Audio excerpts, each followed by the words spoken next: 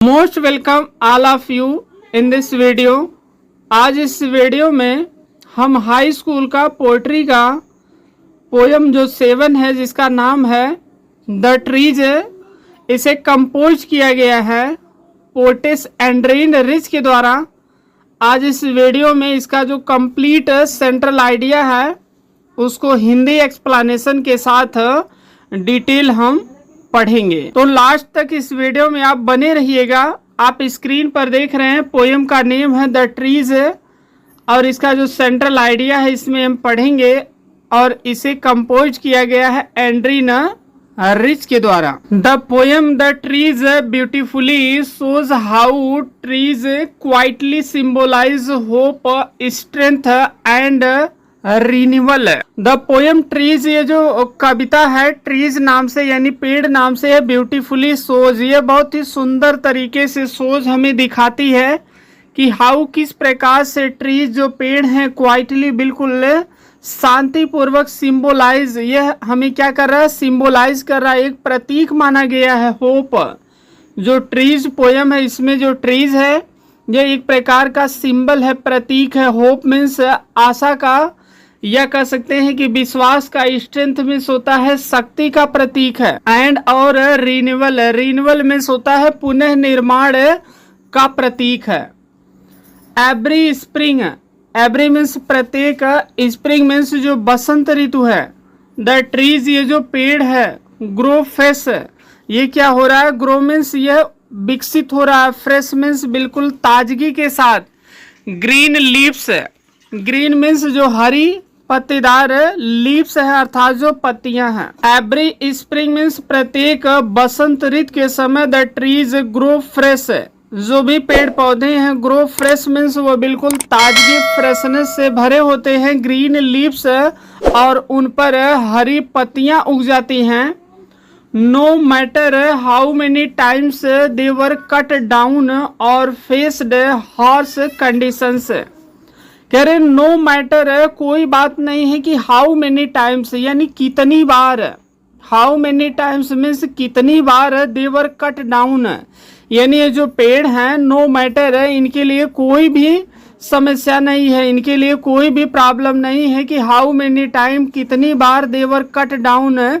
कितनी बार, कितने number of time इन्हें क्या किया जाता है, कट कर दिया जाता है। और मीन्स अथवा फेस, ये सामना करते हैं हार्श कंडीशन, हार्श मीन्स जो बहुत ही डिफिकल्ट या कहिए कठिन कंडीशंस में स्थिति होती है, दशा होती है, उसका यह सामना करते हैं, जो विषम परिस्थिति है उसका यह सामना करते हैं। और कितनी बार इन्हें काट कर फेंक दिया जाता है फिर भी ये उग जाते हैं। द पोएट, जो पोएट कवित्री हैं वे कंपेयर्स, वो तुलना कर रही हैं this natural power of trees to human life. इस कविता में जो पोएट है अर्थात जो कवित्री हैं कंपेयर्स, वो तुलना कर रही हैं, किसकी तुलना हो रही है, this natural power of trees, ये जो नेचुरल पावर है यानी जो स्वाभाविक है,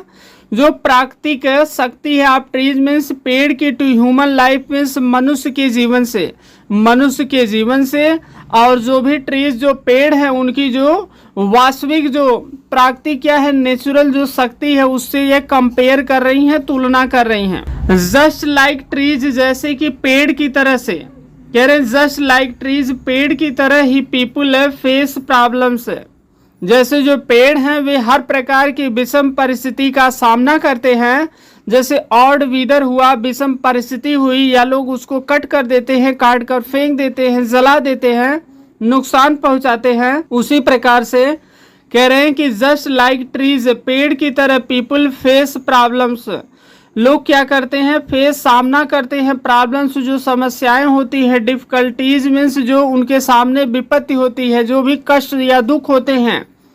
और मीन्स अथवा फेलोर्स मीन्स जो असफलता होती है इन लाइफ मीन्स जीवन में, यानी पेड़ की ही तरह जो मनुष्य हैं वे भी अपने लाइफ में जो भी समस्याएं होती है, जो भी परेशानियां होती है, जो दुख होता है, जो असफलताएं होती हैं उसको वे लोग सामना करते हैं। बट लेकिन they have the strength to rise, कह रहे हैं कि बट लेकिन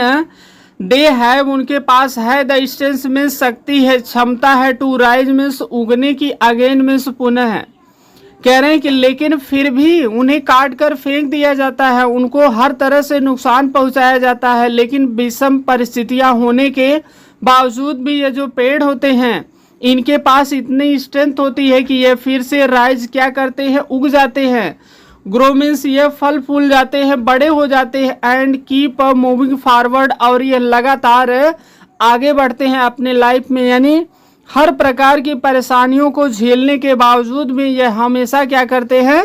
आगे बढ़ते हैं, कभी भी ये पीछे नहीं रहते हैं। द पोएम, ये जो कविता है, टीचेज अस दैट, ये हमें सिखाती है कि नो मैटर है, कोई भी बात नहीं है कि हाउ मेनी टाइम्स, यानी कितनी बार लाइफ जो हमारा जीवन है ट्राइज टू ब्रेक अस, वो हमें कितनी बार तोड़ने का प्रयास करता है।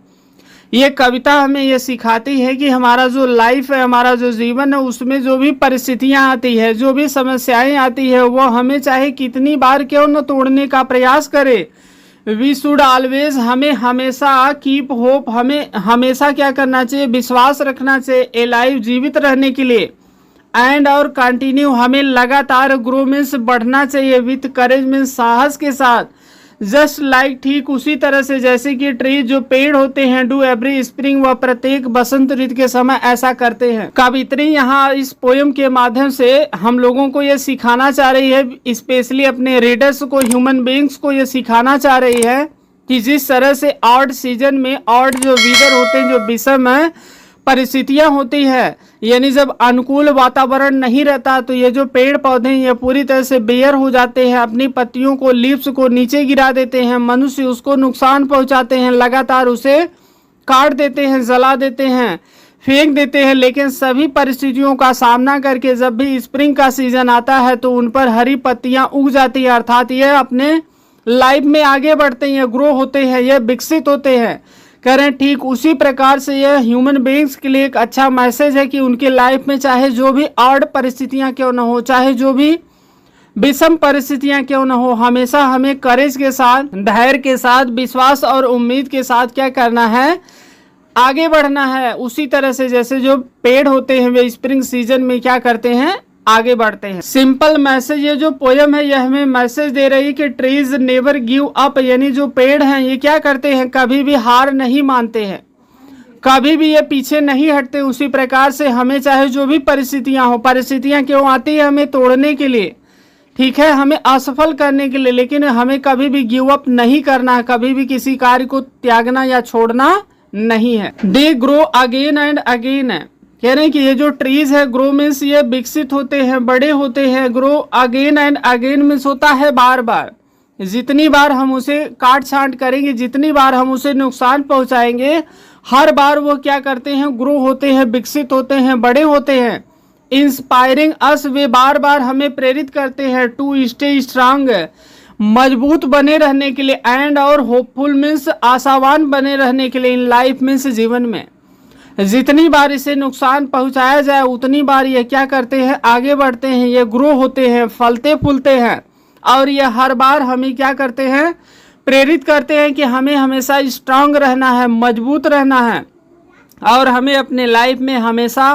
होपफुल रहना है, अर्थात आशावादी बनकर रहना है। तो लास्ट में जो पोएटेस है अपने इस पोएम के माध्यम से जो भी ह्यूमन बीइंग्स है इस यूनिवर्स में सबको मैसेज दे रही हैं कि जिस प्रकार से ट्रीज को चाहे जितना भी नुकसान पहुंचाया जाए वो हमेशा स्प्रिंग के सीजन में क्या करता है, हरा भरा हो जाता है, खिल जाता है, विकसित होता है, आगे बढ़ता है। उसी प्रकार से ह्यूमन लाइफ में चाहे जो भी परिस्थितियां हो, हमें हमेशा क्या करना है, बिल्कुल स्ट्रांग रहना है, और उम्मीद के साथ, विश्वास के साथ, आशावादी होकर के अपने लाइफ में क्या करना है, आगे बढ़ना है, और हर परिस्थितियों का सामना करना है। तो ये जो सेंट्रल आइडिया का पार्ट है यही समाप्त हो रहा है। तो ये वीडियो पसंद आई हो तो आप इसे लाइक करें, शेयर करें, और कमेंट बॉक्स में कोई भी क्वायरी हो तो आप